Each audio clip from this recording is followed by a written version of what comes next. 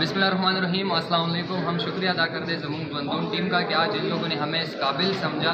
हमारे वॉलंटियर जो काम करते हैं वो इसी मकसद से करते हैं कि हमें थोड़ी बहुत इज़्ज़त मिले, अप्रिसिएशन मिले, और हम शुक्रिया अदा करते हैं फौजी साहिबा कि आप लोगों ने हमें इस काबिल समझा। आप कोई मैसेज देना चाहिए हमारे वॉलंटियर यूथ के लिए? देखिए, हमारे यहाँ पाकिस्तान काफ़ी सारे मसाइल से घिरा हुआ है, तो हमारे लिए ऐसी यूथ चाहिए जो कि फिक्सेड को मैं खुद पर्सनली फॉलो करती होती हूँ। लोगों को अगर कोई इशू होता है तो मैं रेफ़र भी करती होती हूँ। तो ये वाली टीम है यूथ की जो कि पाकिस्तान में और माशरे की बेहतरी के लिए काम कर रही है, तो हमें सपोर्ट करना चाहिए।